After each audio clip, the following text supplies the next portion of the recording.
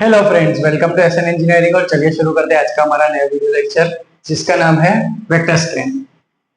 तो जो vector scan displace है हमारे, उसको हम रैंडम स्कैन डिस्प्लेस के नाम से भी जानते हैं।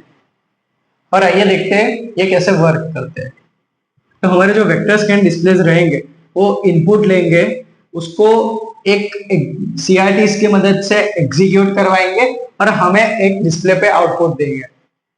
हमारे जो वेक्टर स्कैन डिस्प्लेस है, वो जैसे कि इमेज, फिर कुछ टाइप का डेटा, उनको जनरेट करने में, उसको डिस्प्ले करने में मदद करते हैं, उसको विजुअलाइज करने में हमें मदद करता है। जैसे कि ग्राफ्स हो गए, फिर कुछ शेप्स हो गए, कुछ लाइंस हो गए, कुछ पॉइंट हो गया, ऐसे सारे डेटा को हमें रिप्रेजेंट करने में मदद करता है विजुअली।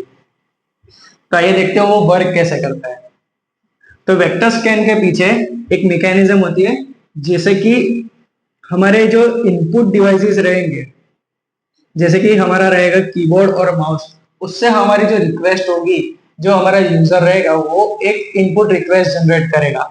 वो इनपुट रिक्वेस्ट हमारी आगे पास ऑन होगी डिस्प्ले कंट्रोलर्स के पास। तो डिस्प्ले कंट्रोलर होगा, वो हमारे डेटा को एग्जीक्यूट करवाने में मदद करेगा। डिस्प्ले कंट्रोलर्स वो जो डेटा आएगा, उस इनपुट को हमारे जो डिस्प्ले बफर मेमोरी रहेगा उसके अंदर पास ऑन करेगा।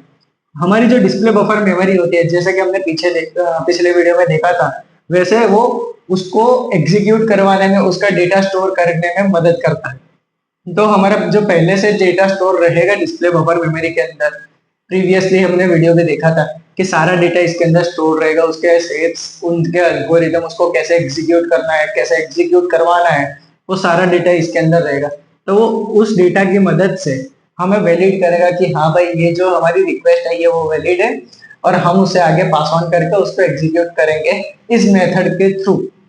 तो वो जो मेथड रहेगी वो डिवाइस कंट्रोलर के अंदर हमारे इंटरएक्शन डेटा के फॉर्म में मिलेगा। तो वो जो डेटा रहेगा, वो हम इनपुट आउटपुट पोर्ट के थ्रू सीपीयू के अंदर पास ऑन करेंगे, डिस्प्ले कंट्रोलर के अंदर वो जो डेटा रहेगा उसे।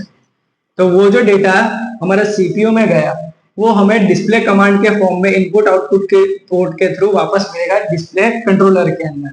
तो हमारा डिस्प्ले कंट्रोलर है, वो हमारे सीआईटीज के मदद से हमारी जो रिक्वेस्ट आई होगी उसे एग्जीक्यूट करवाने में हमारी मदद करने वाले हैं।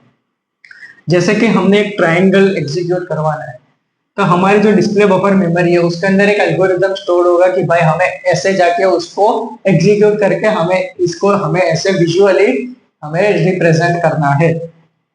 तो सपोज हमारा ट्राइंगल है, तो जो हमारा वेक्टर स्कैन रहता है, वो रैंडमली कहीं पे भी अपना टारगेट सेट करके कहीं पे भी उसे लोकेट कर सकता है। उसका कोई फिक्स पॉइंट नहीं रहेगा कि भाई हमें यहीं से स्टार्ट करना है, यहीं से स्टार्ट करना है। वो रैंडमली कहीं से भी स्टार्ट कर सकते हैं।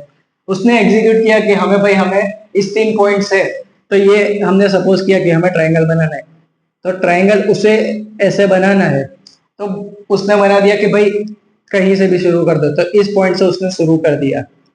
ऐसे करके हमारा जो ट्राइंगल है उसने बनाया। तो वेक्टर स्कैन ऐसे कहीं सी भी या किसी भी पॉइंट से हमें फास्ट और इजीली एक शेप ड्रॉ करके दे देगा, जो हमें ट्राइंगल फॉर्म में रहेगा, जो हमने रिक्वेस्ट की थी। So this is all about vector scan. Thank you. Stay tuned for next video.